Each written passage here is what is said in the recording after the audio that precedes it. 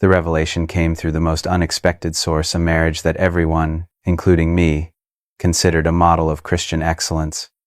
Mark and Sarah Henderson had been married for 15 years, served together in ministry, raised 3 beautiful children, and seemed to embody everything the church taught about godly relationships.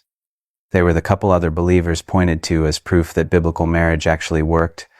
As a single man who had spent years studying relationships and counseling couples, I had known the Hendersons for over a decade, had spoken at their church multiple times, and had even used their relationship as an example in my marriage seminars. Mark was a successful businessman who treated his wife with obvious respect and affection. Sarah was a devoted mother who spoke of her husband with genuine admiration. They prayed together, served together, and never displayed even a hint of the conflicts that plagued so many Christian marriages. That's why the phone call from Sarah at 2 a.m. on a Tuesday night in November shocked me to my core. "Jonathan," she said, her voice breaking with a pain I had never heard from her before, "I need to tell you something, and I need you to promise me you won't try to fix it or give me advice. Mark and I are separating. We're probably getting divorced." I sat up in bed, completely stunned. "Sarah, what happened? You two seemed so happy just last month when I saw you at the conference." "That's just it," she replied, her voice filled with a mixture of exhaustion and revelation. "We did seem happy. We've seemed happy for years. But Jonathan, we've been living a lie.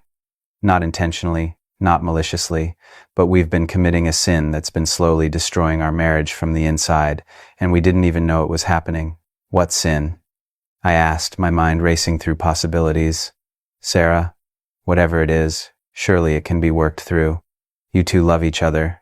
You've built a life together." "We do love each other," she said, "but we've never actually known each other. We've been married for 15 years, and we're complete strangers. We've been so focused on being the perfect Christian couple that we never learned to be real with each other. We've been committing the sin of emotional dishonesty, and it's killed our marriage." After she hung up, I lay awake for hours trying to process what she had told me. Mark and Sarah's marriage had been destroyed not by adultery, not by abuse, not by addiction, but by something far more subtle and, according to Sarah, far more common in Christian marriages than anyone wanted to admit. Over the following weeks, as I watched their separation unfold, I began to see what Sarah meant. Despite their obvious love and mutual respect, Mark and Sarah had never developed genuine emotional intimacy. They had learned to be good Christian spouses without ever learning to be authentic human beings with each other. Mark had spent 15 years being the spiritual leader he thought he should be, rather than the man he actually was. Sarah had spent 15 years being the supportive wife she thought she should be rather than the woman she actually was. They had performed their roles perfectly while their souls remained unknown to each other. "We never fought," Sarah explained to me during one of our conversations, "because we never disagreed about anything important, but we never disagreed because we never shared anything important. We talked about schedules and children and ministry, but we never talked about our fears, our dreams, our struggles, or our real thoughts about anything that mattered." The more I learned about their situation, the more I realized that what had destroyed their marriage wasn't unique to them. As I began paying closer attention to other Christian couples I counseled, I started seeing the same pattern everywhere: marriages that looked successful on the surface but lacked genuine emotional connection underneath. These couples had learned to be good Christians together without learning to be real people together. They had mastered the external behaviors that churches taught about marriage while never developing the internal intimacy that made marriage actually work. As a single man who had spent years observing marriages from the outside, I found myself in a unique position to see patterns that married people might miss. I had counseled hundreds of couples, studied thousands of relationships, and watched the same destructive patterns repeat themselves in marriage after marriage, regardless of how committed or well-intentioned the spouses were. 3 months after Sarah's phone call, as I was preparing for a speaking engagement about relationships, I found myself desperately needing answers that went beyond conventional marriage advice. The standard Christian teaching about roles, communication techniques, and conflict resolution seemed inadequate to address what I was seeing in marriage after marriage.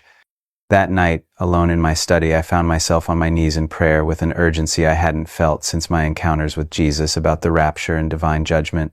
"Lord," I whispered, I'm seeing marriages destroyed by something that no one is talking about, something that might be more dangerous than the sins we warn couples about. I need to understand what's really destroying Christian marriages, and I need to know what you want me to tell people about it. The study grew quiet in that familiar way that preceded Jesus' appearances. But this time, instead of his immediate presence, I felt compelled to think about all the marriages I had observed over the years, about the patterns I had seen repeated in couple after couple who genuinely loved each other but somehow remained strangers. The realization hit me like a physical blow. Sarah was right. The hidden sin destroying marriages wasn't just their problem, it was epidemic in the Christian community, and it was far more dangerous than anyone realized because it masqueraded as spiritual maturity. Suddenly, my study filled with that familiar presence, and Jesus was sitting in the chair across from my desk, his expression more serious than I had ever seen before. But there was also something else in his eyes, a deep sadness, as if he had been watching this destruction happen in marriage after marriage while his people remained oblivious to the real cause. "Jonathan," he said, his voice carrying both infinite compassion and profound concern, "your unique perspective as someone who has observed marriages without being in one has allowed you to see what many married people miss. You've identified the hidden sin that's destroying more Christian marriages than adultery, abuse, and addiction combined. Tonight, I'm going to show you what this sin really is, why it's so prevalent in the church, and why most believers don't even recognize it as sin." Before I could respond, my study around us dissolved. We were observing what appeared to be the most intimate view of marriage relationships I had ever witnessed, not just the external interactions that people could see, but the internal realities that determined whether marriages thrived or slowly died from the inside out. The hidden sin, Jesus explained, is not emotional dishonesty, though that's part of it. The hidden sin is emotional cowardice, the refusal to risk genuine vulnerability for the sake of authentic intimacy. It's the choice to be safe rather than real, to be acceptable rather than known. What I witnessed next shattered my understanding of what was really happening in Christian marriages. Jesus showed me that countless couples who appeared to have strong relationships were actually living as emotional strangers, connected by shared activities and mutual respect, but separated by walls of self-protection that prevented genuine intimacy. This sin, Jesus continued, is particularly prevalent among Christians because the church has often taught people to be good spouses without teaching them to be authentic human beings. They've learned to perform their roles correctly while keeping their souls hidden from the very person they've promised to share their lives with. I watched as this pattern played out in marriage after marriage. Husbands who had learned to be spiritual leaders without ever sharing their fears, doubts, or struggles. Wives who had learned to be supportive partners without ever expressing their real thoughts, feelings, or desires. Couples who prayed together, served together, and raised children together while remaining essentially unknown to each other. The shocking truth, Jesus said, is that this emotional cowardice feels like wisdom to those who practice it. They believe they're protecting their marriages by avoiding conflict, maintaining harmony, and focusing on positive interactions. But they're actually starving their marriages of the vulnerability that creates genuine intimacy. The vision expanded to show me how this hidden sin operated in practical terms. I saw couples who never fought because they never shared anything worth fighting about. I saw spouses who never hurt each other's feelings because they never revealed feelings that could be hurt. I saw marriages that looked peaceful because they had eliminated the very vulnerability that could create either deep pain or deep connection. This sin is hidden, Jesus explained, because it masquerades as spiritual maturity. These couples appear to have overcome selfishness, pride, and conflict, but they've actually avoided the very challenges that would force them to grow in love, understanding, and genuine intimacy. As the vision continued, I began to see the devastating long-term effects of this emotional cowardice. Marriages that slowly grew cold despite the absence of major problems. Couples who drifted apart while maintaining all the external forms of connection. Spouses who felt increasingly lonely while living with someone who loved them but didn't really know them. The most shocking aspect of this sin, Jesus said, is that it often destroys the best marriages, the ones where both spouses are genuinely good people, who truly love each other, but have never learned to risk the vulnerability that would allow them to actually know each other. I thought of Mark and Sarah, and suddenly their situation made perfect sense. They hadn't failed at being good Christian spouses, they had succeeded at it so well that they had never learned to be real human beings with each other. But Lord, I asked, my heart racing as I considered the implications, if this sin is so hidden and feels so much like wisdom, how can couples recognize it in their own marriages? How can they know whether they're building genuine intimacy or just maintaining the appearance of a good relationship? That's what I'll show you tomorrow night, Jesus replied, his expression mixing divine love with urgent concern. Meet me where you first learn the difference between observing relationships and understanding them. There, I will reveal how couples can recognize this hidden sin in their own relationships and what it takes to move from emotional safety to authentic intimacy. As his presence began to fade, his final words burned themselves into my consciousness. Tell them that the sin destroying their marriages is not the one they're watching for. Tell them that emotional cowardice feels like wisdom but produces death. Tell them that the marriages that look the most successful are often the ones in the greatest danger. And then I was alone in my study, but everything had changed. The comfortable assumptions about what made Christian marriages work lay in ruins around me. The hidden sin wasn't dramatic or obvious, it was subtle, respectable, and often praised as spiritual maturity. But according to Jesus, it was destroying more marriages than all the sins the church warned couples about combined. Mark and Sarah's marriage hadn't been destroyed by a failure to follow biblical principles. It had been destroyed by following those principles without ever learning to risk the vulnerability that would make those principles meaningful. They had been good Christian spouses while remaining strangers to each other, and that emotional cowardice had slowly killed the very relationship they were trying to protect. But Jesus' revelation had raised even more disturbing questions. If this hidden sin was so prevalent in Christian marriages, and if it felt so much like wisdom to those who practiced it, how many other couples were slowly destroying their relationships while believing they were building them? How could spouses learn to distinguish between genuine intimacy and the mere appearance of connection? And most importantly, what would it take to move from the safety of emotional distance to the risk of authentic vulnerability? The second night brought revelations that shattered my understanding of what intimacy actually meant in marriage. After Jesus revealed that emotional cowardice was the hidden sin destroying Christian marriages, I couldn't stop thinking about how many couples I had counseled who seemed close but might actually be strangers living under the same roof. As instructed, I drove to a small lakeside retreat center, where I had first begun to understand the difference between observing marriages and truly comprehending them. It was during a marriage-intensive weekend there, where I had served as a counselor and observer, that I had witnessed couples breaking through years of polite distance to risk real vulnerability with each other. The weekend had been transformational for the participants and eye-opening for me as I watched the difference between performing marriage roles and sharing souls. The retreat center was quiet in the evening darkness, with only the sound of gentle waves lapping against the shore. I sat on the same dock where I had watched couple after couple finally move beyond surface-level sharing to risk authentic vulnerability with each other. It was there that I had learned the terrifying but liberating truth that genuine intimacy required the courage to be known rather than just the skill to be liked. As I settled onto the wooden bench at the end of the dock, I felt the familiar deepening of reality that preceded Jesus' appearances. The lake seemed to glow with an inner light, and then Jesus was sitting beside me on the bench, his presence both utterly peaceful and completely penetrating. "This is where you first learned that intimacy and compatibility are not the same thing," he said, his voice carrying across the water with gentle authority.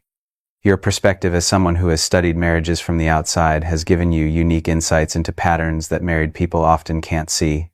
Tonight, I'm going to show you how couples can recognize the hidden sin of emotional cowardice in their own relationships, and what the difference is between genuine intimacy and the counterfeit that so many Christian marriages settle for." Before I could respond, the retreat center around us dissolved. We were observing what appeared to be the most intimate view of marriage relationships I had ever witnessed, not just what couples said and did, but what they felt, feared, and carefully avoided sharing with each other. "The shocking truth," Jesus explained, "is that most Christian couples have learned to create the appearance of intimacy without ever experiencing the reality of it. They've developed what I call counterfeit intimacy, a connection that feels real but lacks the vulnerability that makes intimacy transformational."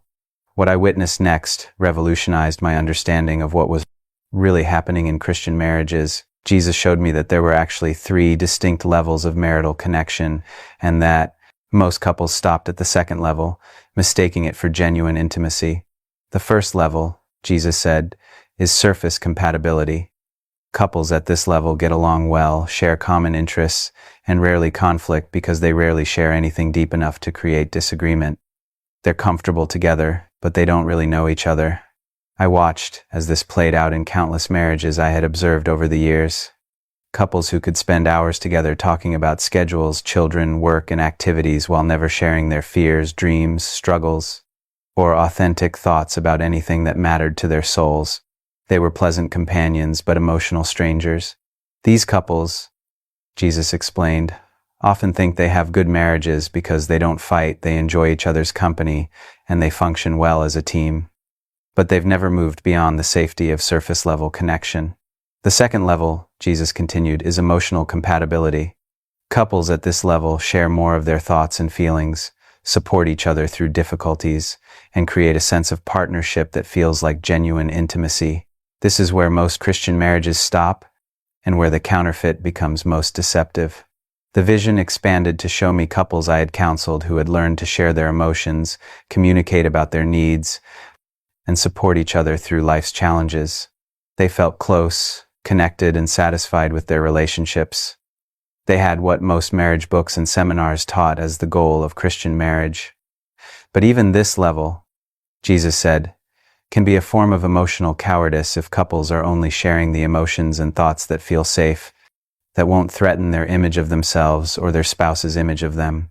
I watched as couples at this level carefully edited what they shared, unconsciously avoiding the thoughts, feelings, fears, and desires that might create conflict, disappointment, or rejection.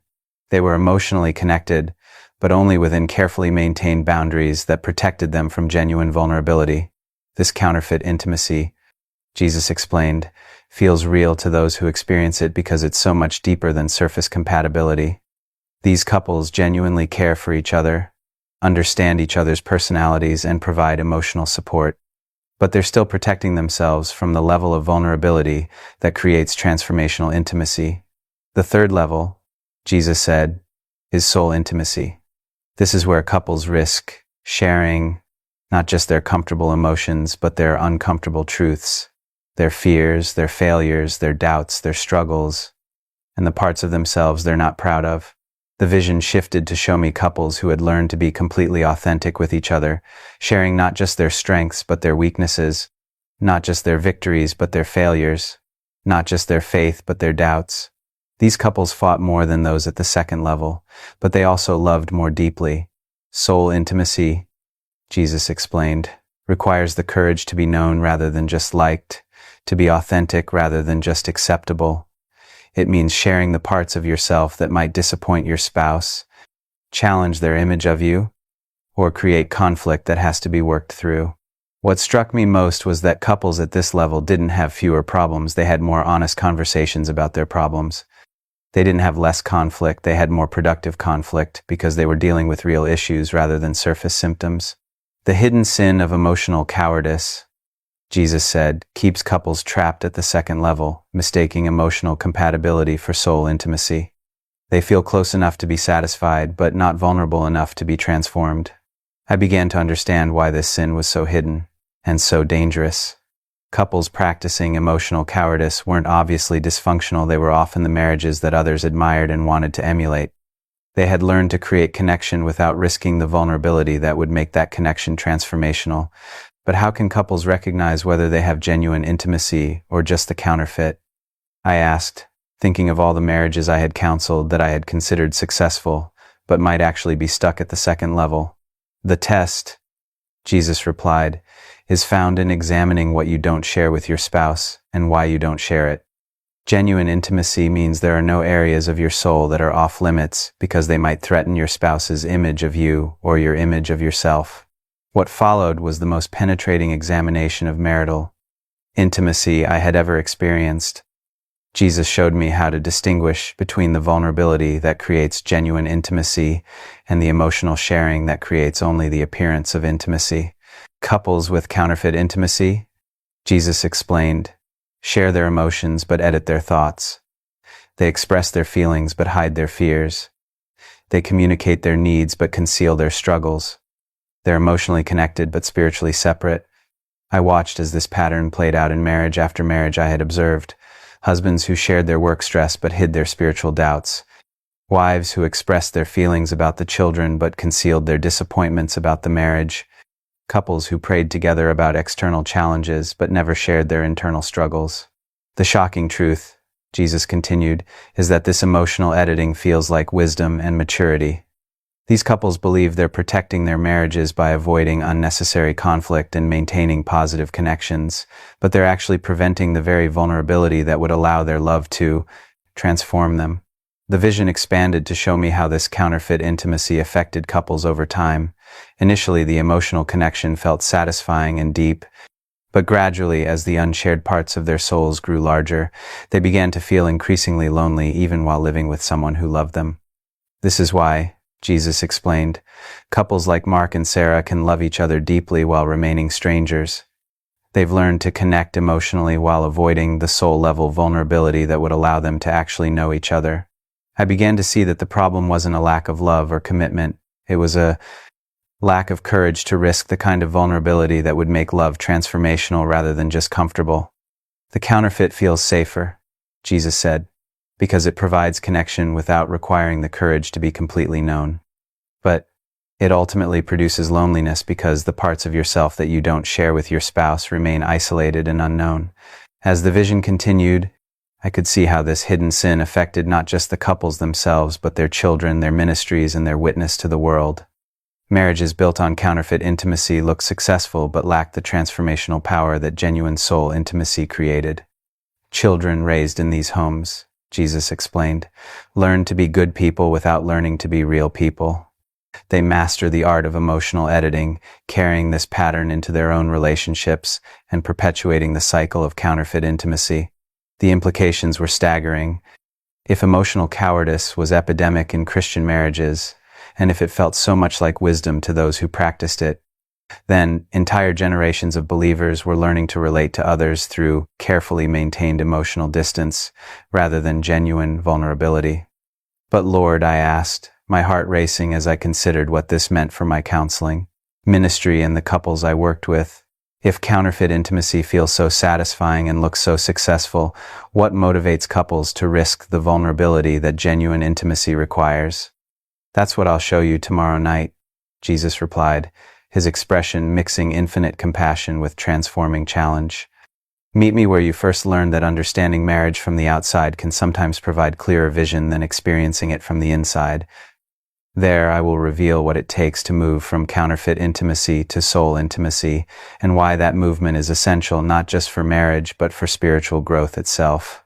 As his presence began to fade, his final words burned themselves into my consciousness. Tell them that the intimacy they think they have may be the very thing preventing the intimacy they actually need. Tell them that emotional safety can become spiritual stagnation. Tell them that the courage to be completely known is the pathway to being completely loved. And then I was alone on the dock, but everything had changed. The comfortable assumptions about what constituted a good Christian marriage lay in ruins around me. Counterfeit intimacy wasn't just a relationship problem, it was a spiritual problem that affected every area of life. And according to Jesus, learning to distinguish between genuine and counterfeit intimacy was essential not just for marital success, but for spiritual transformation itself. As a single man who had spent years studying marriages from the outside, I realized that my unique perspective had allowed me to see patterns that married people often missed. But now I understood that this insight came with a responsibility to help couples recognize the difference between the intimacy they thought they had and the intimacy they actually needed. The third night brought the most challenging and transformational revelation about marriage I had ever received. Jesus had shown me that emotional cowardice was destroying Christian marriages by creating counterfeit intimacy that felt satisfying but lacked the vulnerability necessary for genuine transformation. Now I needed to understand what it actually took to move from safety to authenticity, from emotional compatibility to soul intimacy. As instructed, I drove to a small mountain cabin that served as a retreat center where I had witnessed the most profound marriage transformation of my counseling career.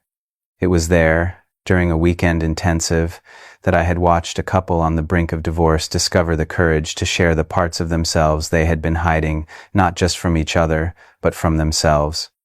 The cabin sat on a ridge overlooking a vast valley, surrounded by towering pines that seemed to whisper secrets in the mountain wind. I sat on the same porch where I had watched David and Lisa Morrison finally break through years of careful emotional editing to risk complete vulnerability with each other. It was there that I had learned the terrifying but liberating truth that being completely known was the only pathway to being completely loved. As I settled into the wooden rocking chair where that breakthrough had occurred, I felt the familiar thickening of the atmosphere that preceded Jesus' appearances. The valley below seemed to glow with an inner light, and then Jesus was sitting in the chair beside me, his presence both utterly gentle and completely transforming. This is where you first witness the transformation that occurs when couples find the courage to move from emotional safety to authentic vulnerability, he said, his voice carrying across the mountain silence with tender authority. Your unique perspective as someone who has observed this process from the outside has given you insights that many married people never gain. Tonight, I'm going to show you what it takes to move from counterfeit intimacy to soul intimacy and why that movement is essential not just for marriage, but for spiritual growth itself. Before I could respond, the mountain cabin around us dissolved.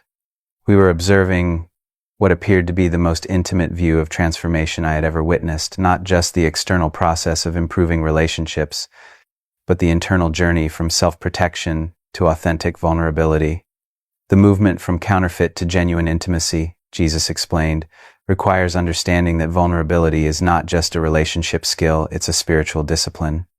Learning to be completely known by another person is practice for learning to be completely known by me. What I witnessed next revolutionized my understanding of why genuine intimacy was so difficult and so essential. Jesus showed me that the emotional cowardice destroying marriages was actually a symptom of a deeper spiritual problem, the fear of being fully known by anyone, including God. The shocking truth, Jesus said, is that people who cannot risk complete vulnerability with another human being will never experience complete intimacy with me. The walls they build to protect themselves from human judgment also protect them from my transforming love. I watched as this principle played out in the spiritual lives of countless believers. Those who practiced emotional editing in their relationships also practiced spiritual editing in their relationship with God, sharing their acceptable thoughts and feelings while hiding their doubts, struggles, and failures. This is why, Jesus explained, learning to be completely authentic in human relationships is not just about improving those relationships, it's about removing the barriers that prevent genuine intimacy with me. The vision expanded to show me the barriers then. Specific steps that moved couples from counterfeit intimacy to soul intimacy, and how each step was simultaneously a movement toward deeper spiritual authenticity. The first step, Jesus said, is recognizing that emotional safety can become spiritual stagnation. Couples must understand that the comfort they feel in their current level of connection may actually be preventing the growth that genuine intimacy would produce. I watched as couples who had been satisfied with their emotional compatibility began to recognize that their careful editing was keeping them from experiencing the transformational power of complete vulnerability.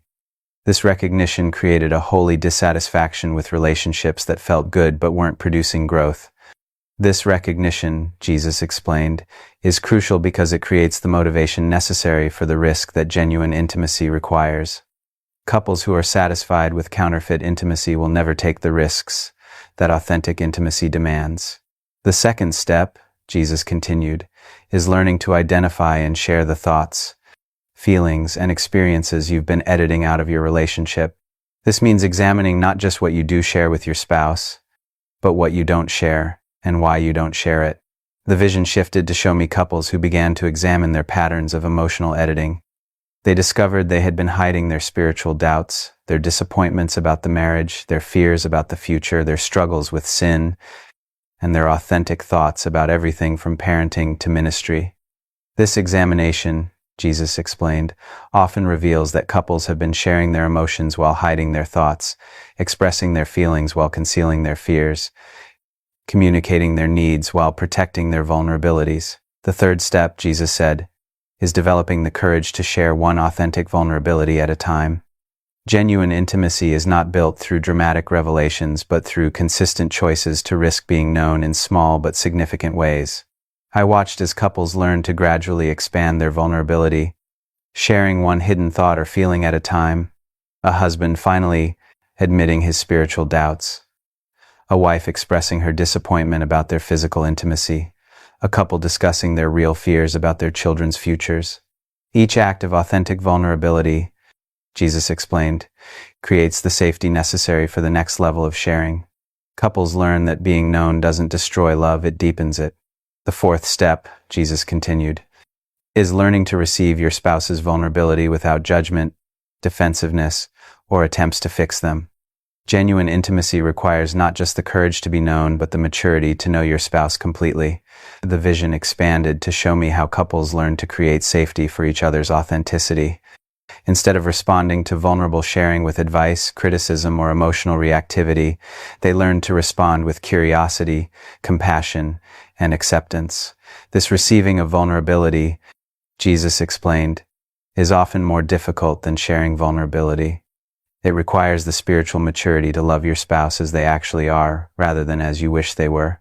The fifth step, Jesus said, is understanding that genuine intimacy will create conflict that must be worked through rather than avoided. Soul intimacy means dealing with real differences rather than maintaining artificial harmony.